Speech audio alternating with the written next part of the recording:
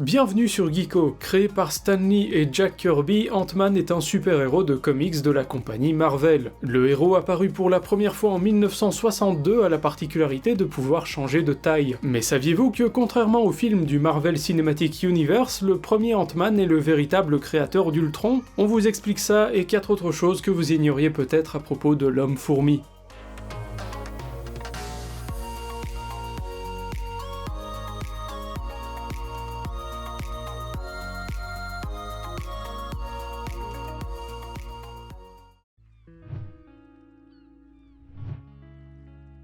Les deux longs métrages du MCU montrent les deux incarnations les plus connues de Ant-Man, à savoir le Dr Hank Pym, joué par Michael Douglas, mais surtout le héros des films Scott Lang, incarné par Paul Rudd. Il existe pourtant dans les comics un troisième personnage incarnant Ant-Man. Il s'agit d'un certain Eric O'Grady, un agent du SHIELD apparu pour la première fois en 2006. Ses intentions sont cependant bien moins louables que les autres, puisqu'il a en réalité volé l'armure dans le but de séduire les femmes et d'humilier et torturer d'autres personnes.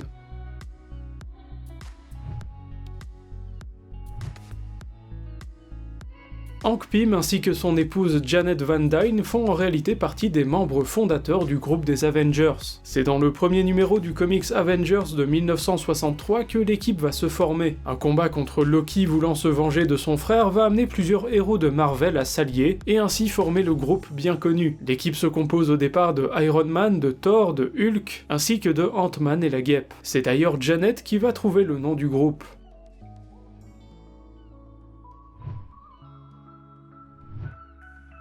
Le film Avengers l'ère d'Ultron met le personnage d'Ultron au centre du récit en tant qu'antagoniste. Il s'agit en fait d'une intelligence artificielle créée par Tony Stark et Bruce Banner dans le but de protéger l'humanité de toute menace potentielle. Pourtant, dans les comics, c'est Hank Pym qui donne naissance à Ultron, dans le numéro 54 des comics Avengers en 1968. Prenant comme modèle son propre schéma cérébral, l'inventeur crée Ultron 1, un simple robot domestique à l'intelligence artificielle évoluée qui va se rebeller et se perfectionner seul, jusqu'à devenir un redoutable génie mégalomane qui fera face aux super-héros.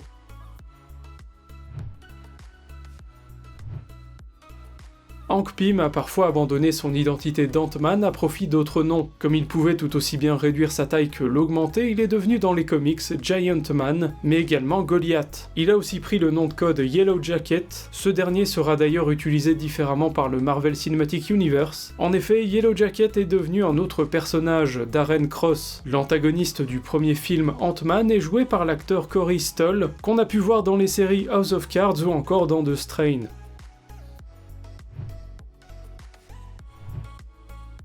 Dans les comics, le second Homme-Fourmi est sorti avec Jessica Jones, une ancienne super-héroïne reconvertie en détective privé. Scott Lang a d'ailleurs aidé Jessica à résoudre une affaire portant sur la disparition de Mattie Franklin, l'une des incarnations de Spider-Woman. Cependant, leur relation ne durera pas puisqu'elle prendra fin lorsque la jeune femme a appris qu'elle était enceinte de Luke Cage.